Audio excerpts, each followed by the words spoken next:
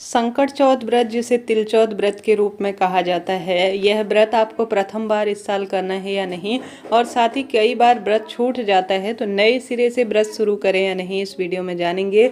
व्रत कब करना है, पूजा विधि, शुभ मुहूर्त, संपूर्ण जानकारी वीडियो में है। ध्यान से सुनिएगा जी, अंत तक बने रहिएगा। जैसे कि यह व्रत माघ महीने की चतुर्थी तिथि को किया जाता है और कहा जाता है इस व्रत को करने से संतान की सभी परेशानी तो दूर होती ही है, साथ ही गणेश जी की कृपा से रिद्धि सिद्धि और पूर्ण रूप से घर परिवार में सुख समृद्धि होती है। इस दिन तिल का बहुत महत्व है, तो ज़्यादा से ज़्यादा अपने संतान की सुख समृद्धि, उत्तम बुद्धि और परिवार में सब कार्य सिद्ध हों, इसके लिए आपको काले तिल का दान करना है।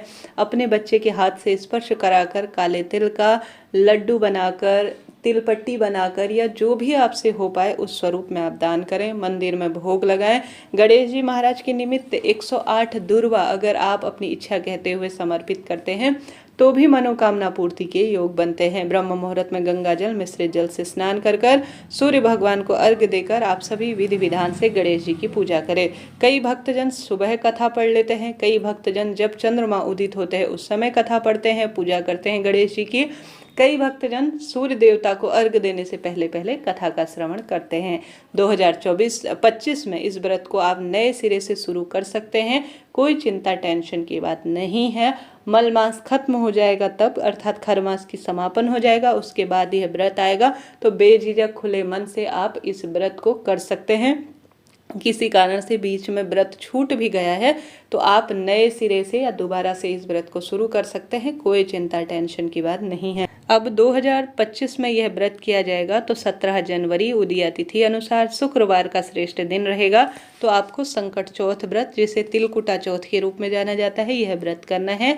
इस दिन चतुर्थी तिथि सुबह 17 तारीख को 4:06 से शुरू हो जाएगी और 18 जनवरी को यह सुबह के सुबह ही 5:30 के आसपास समापन की ओर होगी। ऐसे में उदया तिथि और चतुर्थी व्रत करने के जो नियम है उस आधार पर 17 तारीख को ही पूरे दिन और रात्रि चतुर्थी तिथि व्याप्त है। इस कारण से 17 जनवरी को ही यह व्रत करना शुभ रहेगा। इस दिन चंद्रमा को अर्घ्य देकर, अर्थात जल समर्पित कर कर, दीपक लगाकर, चंद्रमा के निमित्त जो चीज़ें होती हैं प्रसाद इत्यादि समर्पित कर कर व्रत कथा को सुनकर व्रत खोला जाता है।